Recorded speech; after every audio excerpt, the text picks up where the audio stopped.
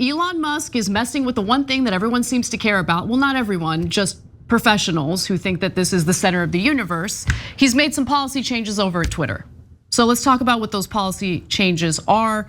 It all started on Friday when Musk announced that Twitter is now requiring people to essentially log on to view tweets, which is new. Previously, you didn't need to do that. You didn't have to have a Twitter account in order to view tweets, but that has changed. Now, what is Elon's reasoning here? He says, temporary emergency measure. We were getting data pillaged so much that it was degrading service for normal users. I'm sure the fact that he fired 3/4 of the workforce over at Twitter had nothing to do with how glitchy the site has now become. I'm sure it has to do with other companies collecting data through Twitter. Sure, I mean, if you say so. Obviously, I don't believe it. Yeah, I'll just jump in on that. Yeah, you could stop other companies from pillaging your data if you had employees. So that would be the other way to go. So you're gonna limit what people can see. Who does that? That's basically saying, don't come here. That's what happens when you fire 3/4 of your employees. When are you gonna get it? When are you gonna get it through your thick, thick head? All right, go ahead, keep destroying the company. We enjoy it. He says this will be unlocked shortly. Per my earlier post, drastic and immediate action was necessary due to extreme levels of data scraping. Almost every company doing AI, from startups to some of the biggest corporations on earth, was scraping vast amounts of data. By the way, all of our data gets collected endlessly on every website every single day, And the fact that he's pretending like he's concerned about it today is hilarious to me. I don't think that he's concerned about it at all. In fact, a lot of these sites, and I don't know for sure if Elon Musk is doing this, so let me just give you that warning and caveat.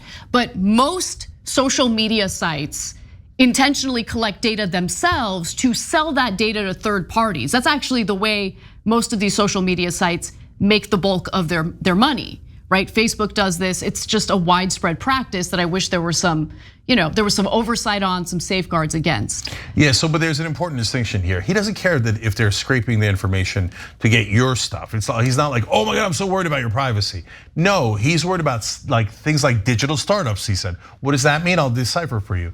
Wait, that's supposed to be proprietary information to us. We have all of the Twitter users' information, but since I fired everybody, we can't safeguard it properly. So other companies, including our competitors, are coming in and also getting your data to compete against us, and I don't like that, so that's why I'm gonna do this. It isn't to protect you at all. It's to protect their competitive advantage against those other companies. And like Trump, Elon Musk has verbal diarrhea, so he just tells you accidentally that that's exactly what he's doing. Now, following that announcement, a day later on Saturday, he announced that the site would also be limiting the amount of tweets that people can read, and it differs based on whether you have a verified account or not. To address extreme levels of data scraping and system manipulation, we've applied the following temporary limits. Verified accounts are limited to reading 6,000 posts a day. Unverified accounts to 600 posts a day, and new unverified accounts to 300 per day.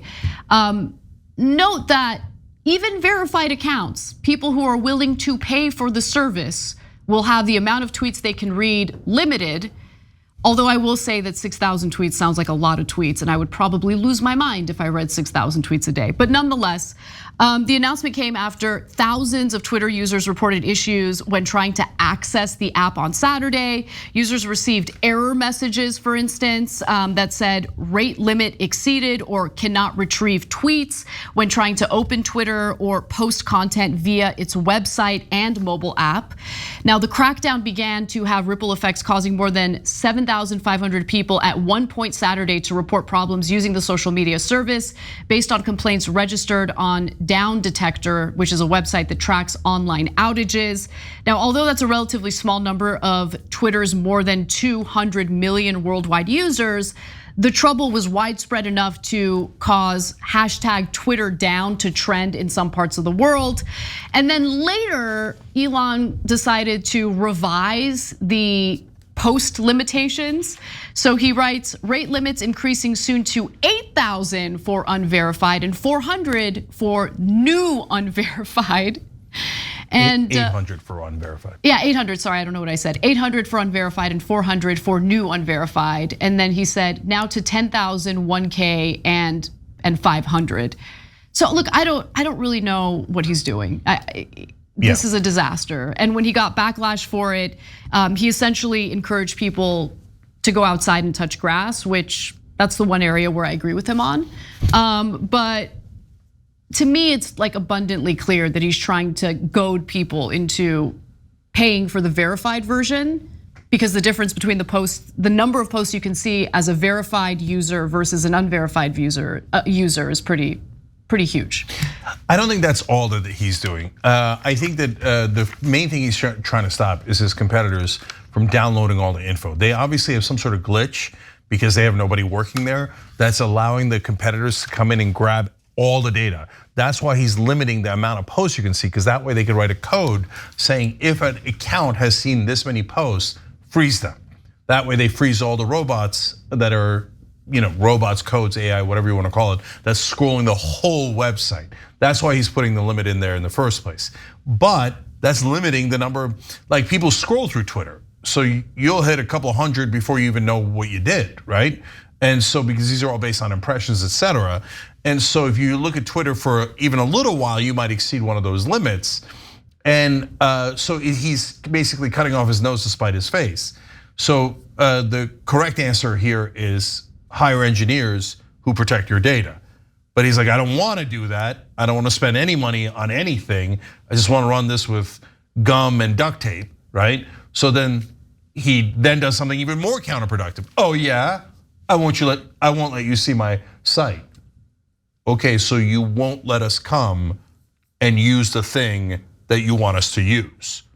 That is terrible business practice. Right, and terrible. He overpaid for the site to the tune of, numbers differ depending on where you're reading the reports, but at minimum, he overpaid by $20 billion, right? That's right. And so he's looking to make up those losses by cutting costs. And I think that's a big reason why he cut the workforce over at Twitter so significantly, again, by 3/4. The other thing I wanted to just quickly mention is, just to bolster the point you're making, Cenk, Elon lost it when Substack put out a new feature called Notes, which functions similar to Twitter, although it's in the context of the Substack app.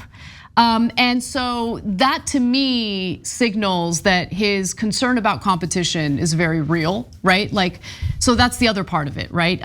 He's concerned about other startups, using data from Twitter in order to launch whatever product they want to launch.